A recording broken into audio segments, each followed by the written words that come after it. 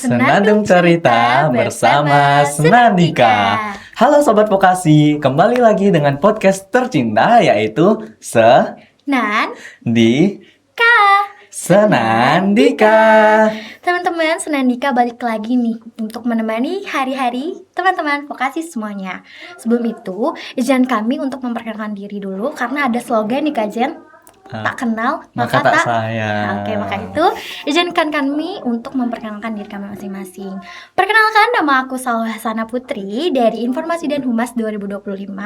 Dan pada saat ini aku diberi kesempatan menjadi staf muda bidang Humas BMSP 2026. Dan juga ada partner aku yang gak kalah kerennya nih. Oke, teman-teman, perkenalkan nama aku Ali Zainal Abidin. Aku dari Divisi Eksternal Bidang Humas BEM Sekolah Vokasi, teman-teman. Dan pastinya nih, teman-teman, kami itu nggak sendirian ya, Kak? Betul banget. Iya kan? Kami hari ini ditemani sama kakak yang keren banget, yang punya beberapa background yang memang cocok dengan pembahasan Kali ini. Kepo siapa teman-teman?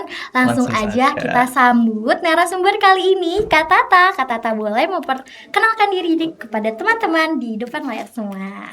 Halo teman-teman semuanya, kenalin nama aku Anissa Paramita, biasa dipanggil Tata. Aku mahasiswi program studi hubungan internasional Fakultas Ilmu Sosial dan Ilmu Politik Universitas Diponegoro Angkatan 2023. Wow, salam kenal Kak Tata. Salam kenal. Halo. Say hai buat Kak Tata, teman-teman. Betul. Dan mungkin bagi teman-teman yang sudah tahu, Kak Tata memiliki background organisasi yang memang sudah kuat dan sudah lama ya Kak Tata. Kak Tata pun udah mahasiswa angkatan 2023. Boleh nih Kak Tata spill sedikit sekarang kesibukannya sedang apa? Oke, kesibukan aku di semester 6 ini pastinya running sebagai seorang mahasiswa. Iya. Ada sempro yang harus diselesaikan di semester ini. Wow. Selain itu, aku masih aktif di organisasi di BEM Undip tahun ini 2026 sebagai Kepala Bidang Pemberdayaan Perempuan. Dan untuk di eksternal kampusnya, aku aktif di komunitas perempuan di Semarang, namanya Barapuan. Wow. Dan itu sih kesibukan akhir-akhir ini, ya main-main lah sama mereka-mereka semua itu. Refreshing juga ya Kak, biar nggak terlalu stres. Betul. Nah, berarti keren banget nih Kak Tata, teman-teman. Betul, Berarti keren memimpin di sebuah bidang di BEM Universitas Diponegoro yang Yes. dimana katanya bidang itu baru ya Kak? Betul banget. Itu sebuah inovasi baru dan kakak terjun di inovasi itu. Iya, jadi kalau prinsipnya aku sama anak-anak ini sebagai bidang perintis. Wah, keren. Perintis Berarti dari bukan bawah pewaris. itu. Iya, perintis bukan pewaris kita. Keren. Oke. Oke, langsung saja teman-teman. Mungkin dari Kak Sansan. Boleh. Nih, jadi kan tadi Kak Tata udah spill sedikit kesibukannya belakangan ini udah ngapain. Terus udah mention juga bidang yang kakak pimpin di BEM Universitas Diponegoro. Aku mau nanya nih Kak, kira-kira menurut Kak Tata, kesetaraan gender itu apa sih? Karena kan tadi Kak Tata udah mention di beberapa bagian yang kakak mumpuni di organisasi yang fokusnya pada perempuan. Dan juga bidang baru di Universitas Diponegoro ini kan inovasi yang memang tentang kesetaraan gender. Nah, menurut Kak Tata pribadi, kesetaraan gender itu apa sih sebenarnya? Mungkin bisa dikasih tahu ke teman-teman semua. Oke, untuk kesetaraan gender itu sendiri, teman-teman, kita pahami bahwasannya kondisi yang berbeda antara gender satu dengan gender lainnya di Indonesia aja lah. Kita ngomongnya di skup Indonesia dulu saat ini. Itu masih terjadi perbedaan-perbedaan, entah itu treatment, entah itu kesempatan, entah itu perlakuan, itu masih terjadi.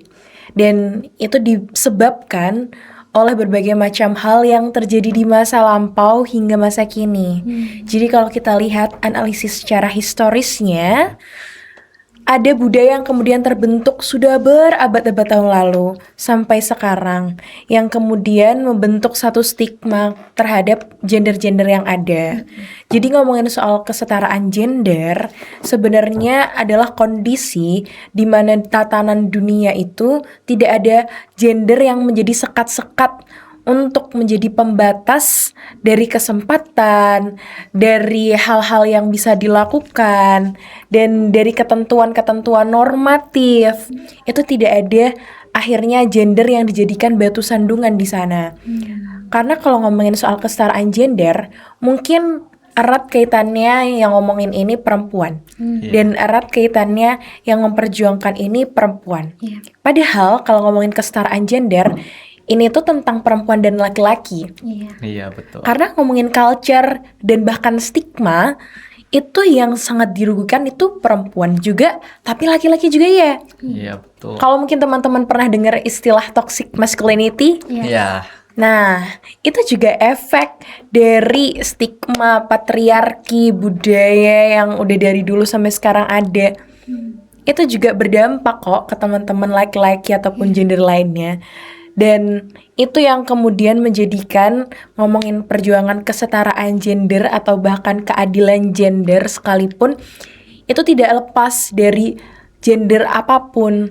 Bukan cuma tentang perempuan di sini, tapi ini juga tentang laki-laki, perempuan, dan juga minoritas.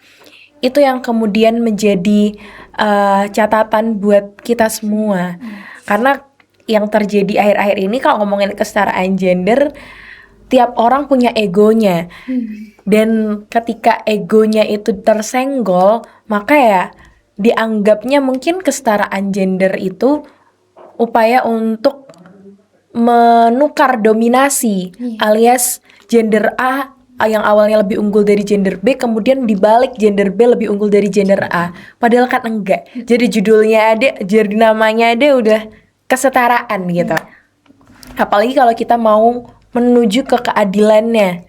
Jadi upaya-upaya yang dilakukan kemudian adanya pembagian-pembagian peran antara laki-laki dan perempuan di masyarakat, bukan tentang perebutan peran gitu. Jadi teman-teman intinya di sini antara gender satu sama lain tuh kayak sama saja ya kakak. Jadi nggak ada kayak yang lebih unggul gitu. dominasi, Iya, jadi dominan. teman-teman. Nah, terus nih kak, aku mau tanya. Nah, di dunia perkuliahan ini tuh masih ada nggak sih ketidaksetaraan gender? Oke, kalau di dunia perkuliahan sendiri itu beda-beda case-nya. Ada kalau misalkan di lingkup-lingkup akademik itu terkadang masih ditemukan bias-bias akademis. Artinya apa? Anggapan ataupun stigma yang melekat pada gender yang menganggap bahwasanya laki-laki lebih rasional dibandingkan perempuan itu juga cukup mengganggu di dunia akademik, di dunia pendidikan. Karena kemudian dianggap argumentasi-argumentasi yang disampaikan oleh satu gender itu tidak lebih rasional dibandingkan gender yang lainnya. Akhirnya, diskusi ataupun dialektika yang terjadi lagi-lagi tersekat dan terbatasi oleh gender tadi. Padahal, kalau misalkan kita lihat, dulu memang pernah ada teman-teman penelitian yang ngomong bahwa otak laki-laki itu lebih berat dibandingkan otak perempuan. Iya. Memang ada, tapi kemudian kita kritisin dong. Apakah kemudian cuma dilihat dari berat otak aja? Padahal setelah di-compare, bukan mungkin lagi bahkan, ternyata dengan massa otak laki-laki segitu di-compare dengan berat badan kerangka tubuh, ya it's make sense dia massa otaknya lebih berat dibandingkan massa otak perempuan dengan kerangka tubuh dia yang lebih kecil dibandingkan laki-laki. Jadi argumen yang mengatakan bahwasannya massa otak tadi akhirnya membedakan laki-laki lebih rasional dibanding perempuan terbantahkan dong, karena itu bukan menjadi satu-satunya faktor. Apalagi ditemukan lagi bahwasannya otak orang gila alias otak orang yang ada keterbatasan dalam berpikir itu ternyata lebih berat dibandingkan otak orang yang tidak gila gitu. Artinya ya massa otak tidak menjadi alasan untuk orang kemudian berpikir lebih rasional. Dan kemudian ya ditemuin lagi juga bahwasannya ada otak-otak orang jenius yang ternyata lebih ringan juga dibandingkan otak orang biasa. Jadi balik lagi, kita nggak bisa mengkotak-kotakan itu berdasarkan gender gitu. Apalagi ngomonginnya bentuk fisik ataupun massa tubuh. Alias kita tahu, walaupun kita ngomonginnya kesetaraan gender antara laki-laki dan perempuan, secara biologis pasti berbeda. Dan itu adalah hukum alam yang nggak bisa kita bantah. Alias mutlak, iya, kita nggak bisa. Even kita ngomongin kesamaan, kesetaraan, apalah itu, kita nggak bisa kalau mendobraknya kayak laki-laki bisa jadi perempuan, perempuan bisa jadi laki-laki. Itu kemudian sama sekali nggak bisa dong. Karena ya ada faktor-faktor biologis yang kemudian dianugerahkan Tuhan kepada tiap-tiap insannya. Bahkan kalau ngomongin soal bukan hanya fisik lah, kita agak lebih bergeser ke hormonal juga. Hormon yang dianugerahkan kepada laki-laki beda dengan hormon yang dianugerahkan perempuan. That's why dibilang perempuan akhirnya lebih emosional dibandingkan laki-laki. Itu karena faktor hormonal juga. Tapi apakah kemudian laki-laki nggak punya sisi emosional dibanding perempuan? Enggak. Karena ngomongin rasional sama emosional, itu setiap orang punya. Itu tadi salah satu masalah secara akademis ya, yang ada di tingkat perkuliahan. Lebih daripada akademis, mungkin ada di permasalahan-permasalahan yang terjadi di lingkup practically, alias kalau mahasiswa kan practically-nya ada di organisasi ya. Aku melihat kalau misalkan di lingkungan Undip ini memang kita sudah mulai inklusif, alias sekarang sudah mulai banyak perempuan-perempuan yang menjadi project officer, perempuan yang jadi kepala, ketua, dan semacamnya. Cuma masih ada kemudian lini-lini yang membedakan pembagian tugasnya, bahkan di pengambilan keputusannya ada lingkup-lingkup di dalam bidang-bidang tertentu yang masih cenderung maskulin, alias di handle sepenuhnya oleh laki-laki. Karena ada beberapa macam pertimbangan, entah itu tadi soal rasional emosional, entah itu tadi tentang faktor biologisnya. Nah, itu yang kemudian masih menjadi tantangan buat kita. Aku sendiri kemudian dulunya kesusahan juga untuk bisa survive di organisasi.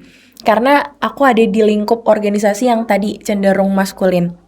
Dan yang aku lakukan kemudian adalah, jadi aku menganalisis bahwasanya kita perempuan ketika ada di dalam lingkungan yang maskulin itu ada dua tipikal perempuan. Ada yang kemudian dia bisa beradaptasi dan ada yang nggak bisa beradaptasi. Orang yang kemudian bisa beradaptasi, apakah orang yang beradaptasi lebih baik dibandingkan orang yang nggak bisa beradaptasi? Belum tentu. Karena kalau dia akhirnya memutuskan untuk beradaptasi, mau nggak mau akhirnya dia mendekatkan dirinya ke dalam sisi maskulin yang ada di dirinya sendiri. Dia harus sedikit meninggalkan sisi femininnya untuk masuk ke sisi yang lebih maskulin. Apakah yang kemudian tidak beradaptasi itu tidak lebih baik? Enggak. Mereka akhirnya tetap ada di sisi femininnya, tapi dia tetap gimana survive dengan sisi feminin itu di dalam lingkungan yang seperti itu. Nah, tapi aku kemudian meyakini aja kalau misalkan ya di dunia yang sekarang kita nggak bisa sekonservatif itu. Tapi kita juga nggak bisa cuma menuntut kesetaraan dan kesempatan itu yang sama antara laki-laki ataupun perempuan. Jadi banyak yang sekarang itu jadi permasalahan adalah dipertanyakan kalau misalkan perempuan itu menuntut kesetaraan, effort ataupun perjuangannya mana? Apakah dia cuma meminta dunia ini adil buat dia tapi nggak ada perjuangannya? That's why aku berusaha untuk kayak ya ada effort yang kemudian aku lakukan, ada usaha yang kemudian aku lakukan. Toh kesempatannya udah sama loh. Ini juga jadi dorongan juga sih buat cewek-cewek yang ada di Undip itu semua. Kesempatannya tuh mungkin sama, tapi yang perlu kita lawan sebenarnya stigmanya. Kalau misalkan kita mau ngelawan stigmanya, itu harus balance ataupun sejajar dan sejalan sama effort usaha kita. Jadi aku berusaha prove bahwasannya aku even jadi perempuan di sini, I can do something same with them, cowok-cowok ini. Aku bisa lakuin hal yang sama, aku bisa setara sama mereka dengan effort yang aku lakukan, atau mungkin effortnya even itu 2 kali lipat yang lebih daripada mereka ya, it's fine aja. At least aku nggak dianggap sebagai perempuan yang cuma gebar-gembor soal kesetaraan tapi nggak ada effortnya. Nggak berusaha. Iya, mungkin itu yang menjadi permasalahan di lingkup organisasi ya. Dan sejauh ini organisasi ya menuju iklim inklusif juga. Dan itu yang menjadi angin segar lah buat kita. Tapi enggak jarang juga masih ada iklim-iklim di lingkungan kampus yang masih membedakan antara laki-laki dan juga perempuan. Itu juga mungkin ada yang memikirkan itu niatnya baik, perempuan itu harus dijaga, perempuan itu harus kemudian dispesialkan. Tapi kemudian apakah dampak dari menjaga dan menspesialkan perempuan itu menuju ke hal yang overprotective, alias kemudian perempuan saking dijaganya, di akhirnya dibentuk sebagai sosok dewi yang tolol. Maksudnya apa? Maksudnya sebagai seorang dewi kan, wah keren dong, respectnya besar orang-orang. Tapi kemudian saking dijaganya, dia sampai tidak bisa untuk mengeksplor. Iya betul. Nah akhirnya dibentuklah menjadi seorang yang tolol tadi. Nah itu ada satu istilah itu dalam satu buku sih, bukan dari aku juga. Dan dari situ yang kemudian kita artikan bahwasannya perempuan memang harus dijaga, perempuan memang harus diratukan, ditreat dengan baik. Karena itu ngomongin juga soal gimana menjaga perempuan dari kekerasan dan segala macamnya. Tapi tidak kemudian membatasi langkah-langkah exploring perempuan untuk bisa menjadi lebih, untuk bisa do something same dengan laki-laki. Kayak gitu sih untuk masalah yang terjadi sekarang. Oh, sama satu hal yang jadi tantangan kalau ngomongin ketidaksetaraan berarti adanya relasi kuasa yang itu erat kaitannya sama kekerasan yang terjadi. Kalau ngomongin soal kekerasan, ya kuasa yang dimiliki antara korban dan pelaku beda. Pelaku punya kuasa yang lebih dibandingkan korban dan itu yang kemudian menjadi permasalahan ketidaksetaraan kuasa yang dimiliki. Kenapa aku bilang pelaku dan korban? Karena aku nggak mau ngomongin ataupun ngotakinnya sebagai laki-laki ataupun perempuan. Karena baik laki-laki ataupun perempuan, mereka sama-sama bisa menjadi pelaku, sama-sama bisa menjadi korban. Kayak gitu sih masalah yang terjadi sekarang. Benar-benar membuka wawasan kita bagaimana poin-poin ini ya Kak. Terus aku juga, ini kita lanjut ke pertanyaan selanjutnya ya Kak. Jujur tadi sudah mention di beberapa poin, aku penasaran banget tadi Kakak mention di akhir ada aspek kekerasan. Nah, karena kita memang lagi ngebahas kesetaraan, kita nggak mention perempuan atau laki-laki. Kita mention makhluk sosial atau makhluk hidup. Dimana beberapa belakangan ini, kami atau aku sering banget nemuin berita-berita tentang kekerasan seksual. Mau itu untuk yang terjadi untuk laki-laki, maupun itu yang terjadi untuk perempuan. Nah, menurut Kak Tata, menurut pandangan Kak Tata, bagaimana kita melihat dan memfilterisasi lingkungan kita untuk menjaga kekerasan itu sendiri. Jadi bagaimana kita untuk menghindari kekerasan, untuk menanggulangi kekerasan itu tidak terjadi di diri kita. Dan ketika kita sudah bisa memfilterisasi, apakah lingkungan sepenting itu bagi kita untuk tidak merasakan kekerasan gitu. Oke teman-teman, di sini kalau misalkan karena aku anak HI juga, aku di sini menganalisis satu bentuk kejahatan. Ya kita bilang mungkin ini nggak ya mungkin kita bisa bilang ini se-ekstrim sampai kejahatan. Itu ada dua analisis teman-teman. Ada psikologi kejahatan dan ada kriminologi. Kalau psikologi kejahatan itu berarti yang dianalisis bagaimana kejahatan itu terjadi disebabkan oleh faktor internal yang ada pada diri orang. Kalau misalkan ngomonginnya soal kriminologi, berarti bagaimana eksternal ataupun lingkungan pengaruhi dan mendorong kejahatan itu terjadi. Kalau misalkan kita analisis dulu dari faktor internal, kita bedakan antara pelaku dan juga korban. Kemudian faktor internal apa yang kemudian mendorong pelaku dan faktor internal apa yang kemudian bisa menjadikan seseorang itu bisa menjadi rentan atau apa viktimisasi dari korban ini kemudian dia bisa menjadi korban gitu. Kalau ngomongin soal kekerasan, lagi aku bedain lagi ada pencegahan dan juga ada penanganan. Kalau secara pencegahan, berarti bagaimana hal-hal ini yang kemudian menjadikan seorang itu menjadi rentan.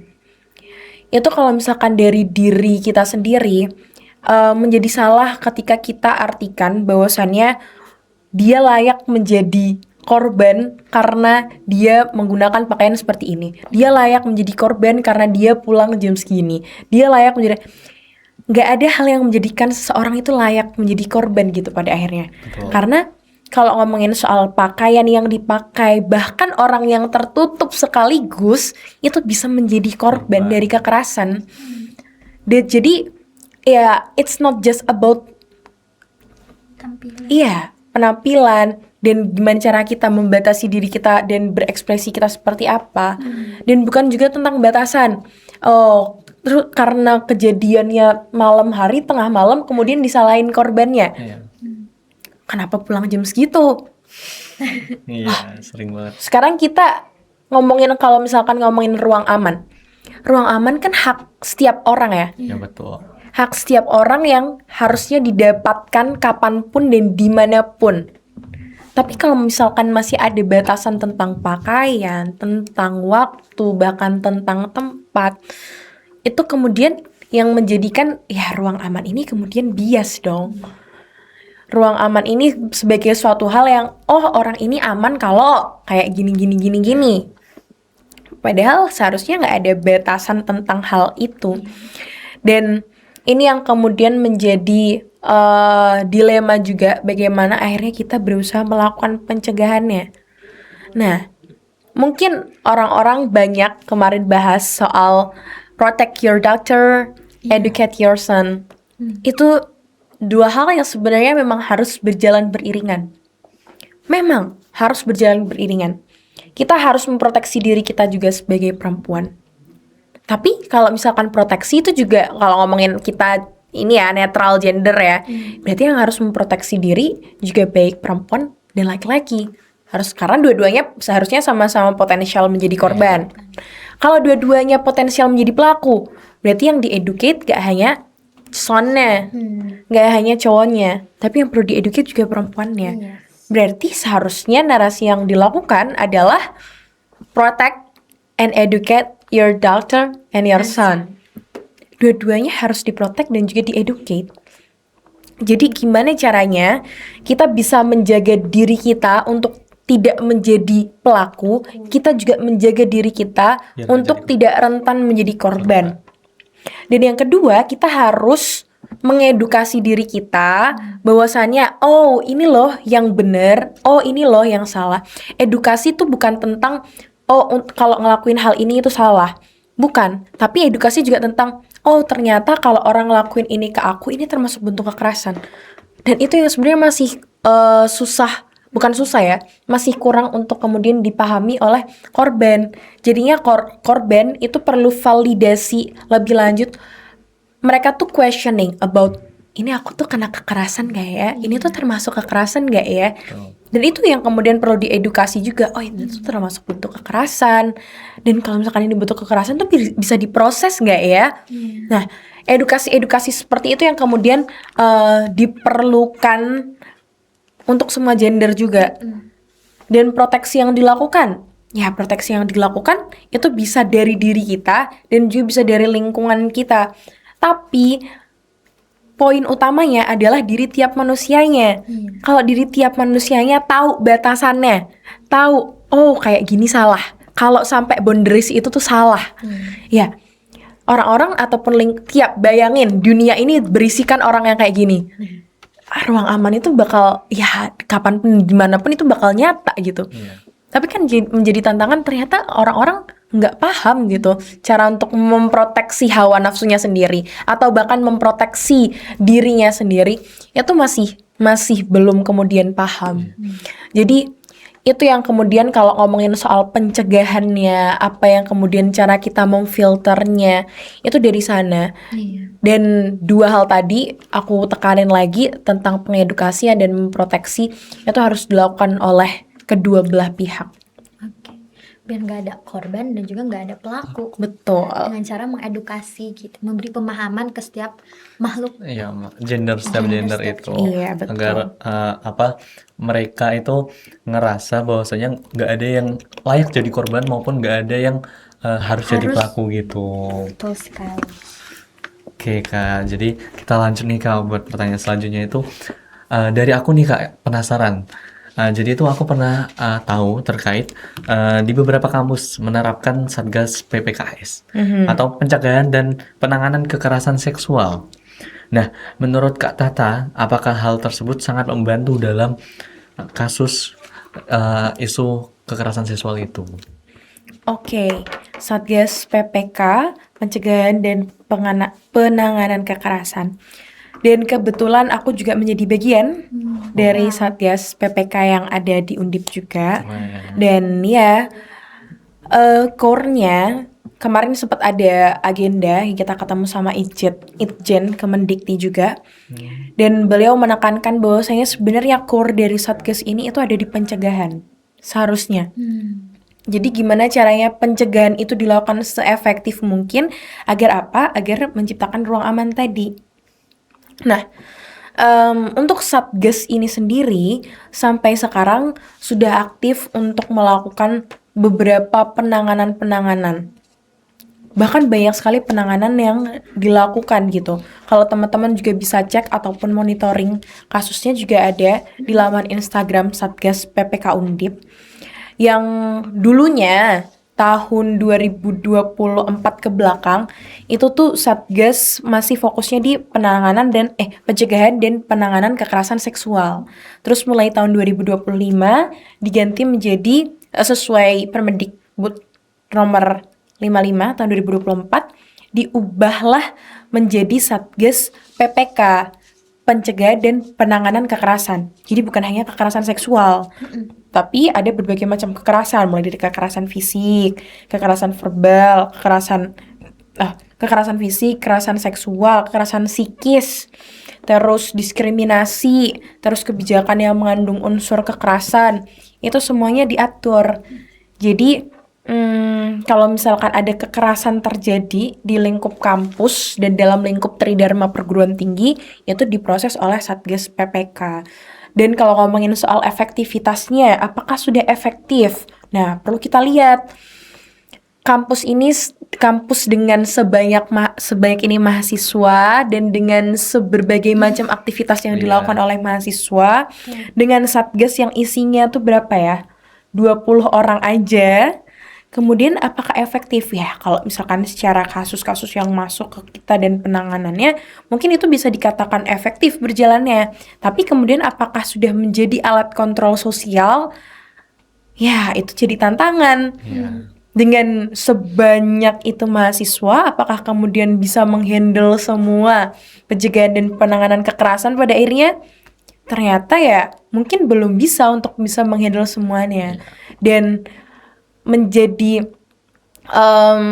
catatan bahwasannya ngomongin pencegahan dan penanganan itu bukan kemudian menjadi tanggung jawab sepihak dari Satgas aja, tapi itu adalah tanggung jawab bersama sebetulnya.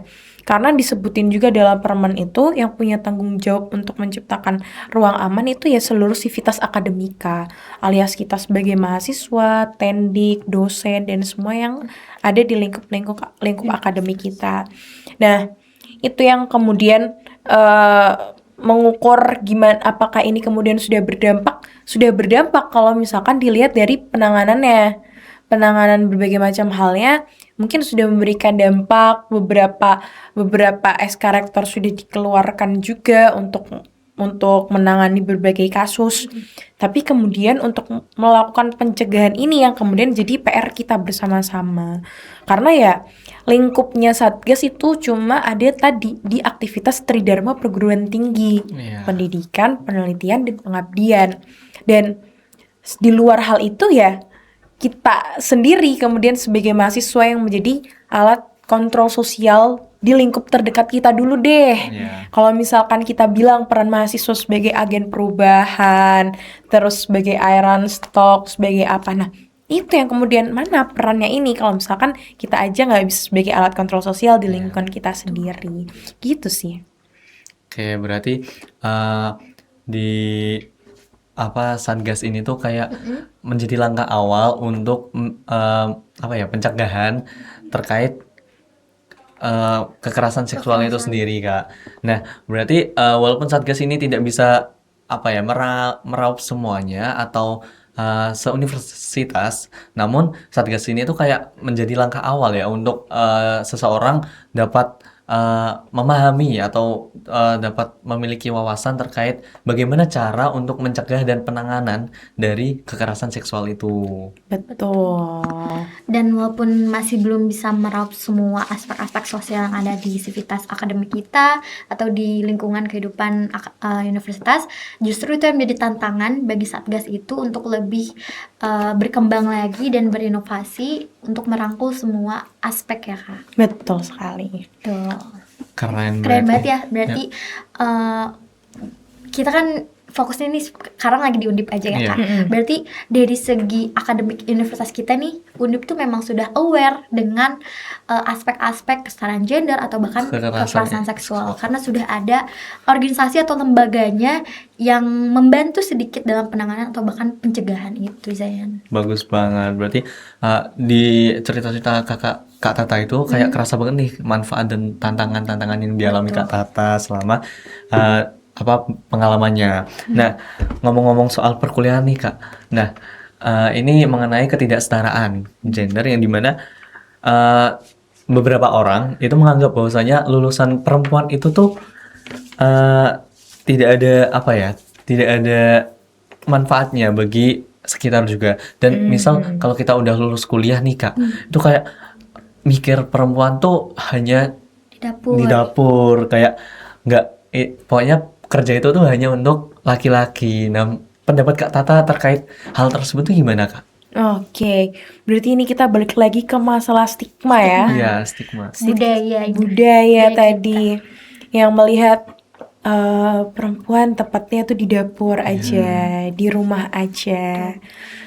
Ya, sebenarnya kalau misalkan kita memaknai itu positif, bisa jadi itu positif loh. Iya. Mungkin perempuan di rumah aja, ya karena memang jadi keputusan dia. Iya. Karena kalau kita ngomongnya adalah soal bagian peran di masyarakat untuk menuju keadilan, itu berarti kita nggak bisa kemudian melihat bahwasannya apakah perempuan yang bekerja itu lebih unggul dibandingkan perempuan yang ada di rumah.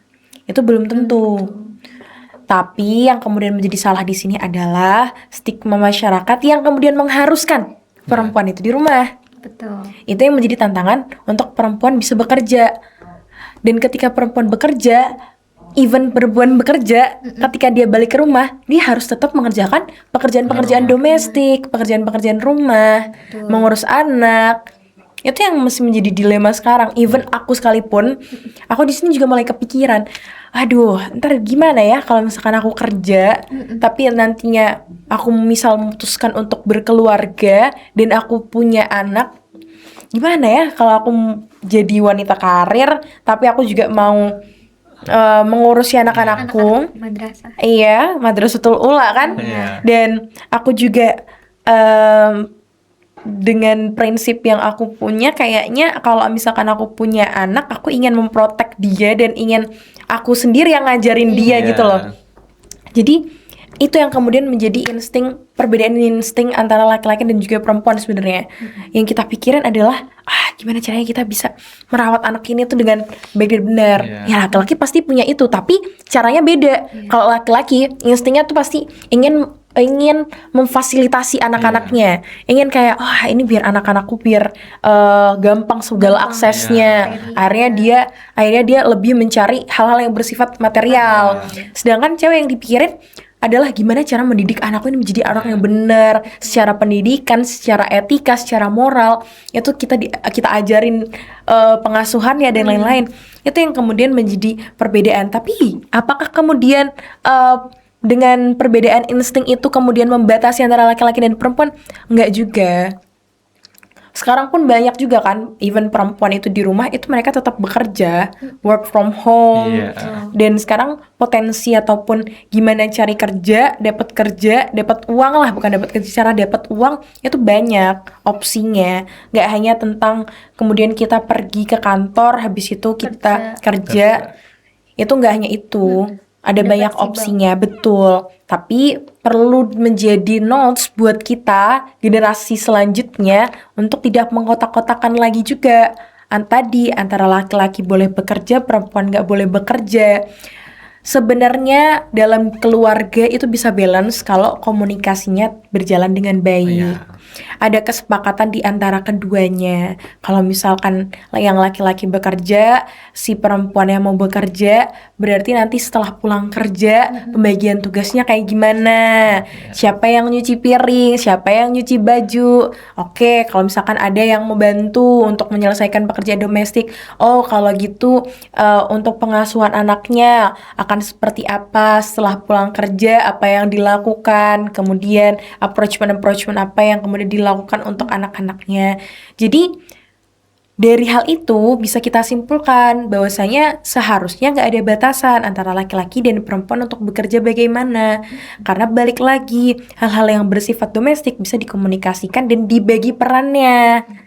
Jadi nggak ada. Kemudian kita coba bentuk nih cowok-cowok, cewek-cewek yang dengar. Dengerin Jangan Dengerin. jangan sampai kalian itu mewarisi hal-hal yang kemudian oh cowok itu nggak masak, yang masak itu yang cewek. Nah, Oh cowok itu nggak ganti popok anaknya, yang ganti popok itu yang cewek. Jangan sampai diwarisi lah hal-hal yang seperti itu. Karena ya ngomongin soal keluarga tuh organisasi paling kecil. Dan kalau ngomonginnya organisasi, yang ada tuh kan inisiatif dan teamwork ya. Nah, teamwork itu pembagian tugas antara si A dan si B gimana caranya biar balance, biar nggak ada yang kemudian berat. Dan even seorang perempuan akhirnya memutuskan untuk menjadi seorang ibu rumah tangga, dan misalkan laki-laki tuh akhirnya juga bekerja, itu bukan artinya perempuan gak ngapa-ngapain di rumah. Iya. Dia juga tetap mengerjakan pekerjaan domestik, yang artinya oke, sama-sama Kerja ya. bekerja gitu, sama-sama melakukan activity yang gak cuma tidur dan lain-lain. Tapi ya balik lagi, kalau konteksnya kita di sini sebagai perempuan, ya aku tetap mensupport lah apa yang kemudian menjadi pilihan perempuan-perempuan di luar sana seperti apa. Tapi kalau bisa, ayolah kita lawan bareng-bareng stigma yang ada, pengkotak-kotakan yang ada di masyarakat kita lawan itu bareng-bareng. Kita buktiin kalau misalkan perempuan bekerja, itu dia tetap bisa membagi perannya di dalam rumah tangga itu kayak gimana. Dan kalau misalkan laki-laki bekerja, kita lawan juga stigma kalau laki-laki bekerja kemudian ongkang-ongkang kaki waktu sampai rumah. Kita lawan stigma itu bareng-bareng, bahwasanya kalau laki-laki bekerja juga sampai rumah masih bisa membagi peran sama istrinya itu kayak gimana. Betul. Jadi kalau ngomongin soal laki-laki dan perempuan bekerja atau enggak, dan nantinya gimana dalam rumah tangga, itu ya perjuangan bareng-bareng yang harus dilawan. Karena itu juga pemikiran yang masih konservatif. Iya. Dan kita harapannya kita sekarang sebagai anak Gen Z, sebagai Z. anak-anak yang tahu banyak banget media yang bisa kita baca, Iya. kita lihat, bisa kita dari tontonan film kita juga. Nah, iya. Itu mungkin bisa jadi satu motivasi kita buat melakukan hal-hal yang lebih baik dibandingkan generasi sebelumnya. Wow, keren banget nih Saiful dari Kak Tata. Ini benar-benar Benar. membuka pikiran saya dan juga Jen pastinya. Mhm. Terus Banget. tadi Jen membahas tentang pengotak-kotakan. Jujur tadi aku kepo sebenarnya. Nanti tipsnya bagaimana? Cuman Kak Tata sudah menyebutkan itu dengan membagi peran dengan pasangan kita. Terus juga kita bisa bekerja sama atau teamwork biar ya nggak cuman kamu bagian ini ya, dengan mutlak kamu bagian ini. Jadi kita bisa merangkul atau bahkan mengerjakan itu kalau bisa secara bersama-sama. Dan itu mungkin bisa jadi penerapan bagi teman-teman nantinya, nggak harus di rumah tangga ya Kak. Hal itu juga bisa dilakukan ketika kita lagi bekerja di kantor. Lingkup sosial ya Lingkup berarti sosial ya. juga bisa. Jadi mungkin teman-teman yang ada di layar depan kita yang sedang menonton Sendika ini bisa menerapkan inovasi-inovasi atau bahkan solusi-solusi dari Kak Tata tadi. Oke, lanjut Jadi Kak teman-teman, apa namanya, antara perempuan dan laki-laki itu tidak ada batasan teman-teman. Betul, Jadi semua tuh sama rata. Betul. Jika komunikasi di antara keduanya itu tuh oke aja kan.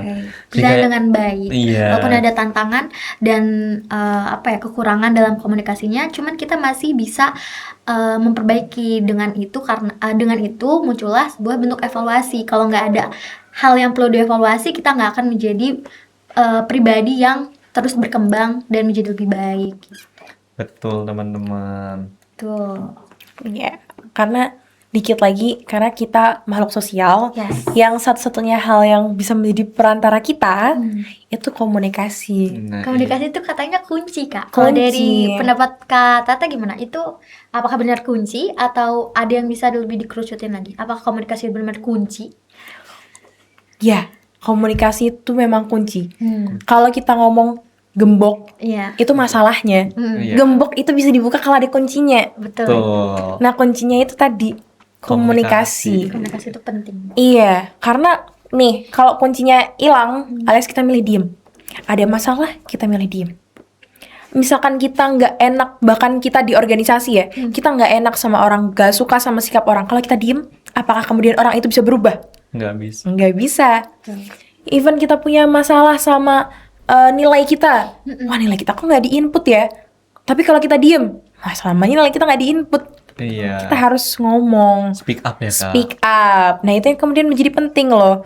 Komunikasi, speak up, gimana caranya biar apa yang jadi di masalah di pikiran kita, yang ada masalah di dalam hati kita, itu biar terucapkan itu kayak gimana. Karena kalau dipendam terus itu juga nggak baik. Baik. Kepikiran ya Kak malahan jadi kayak Bener. stres juga buat diri sendiri. Menjadi burnout sendiri. Nah. menyiksa diri Betul, sendiri. betul, betul.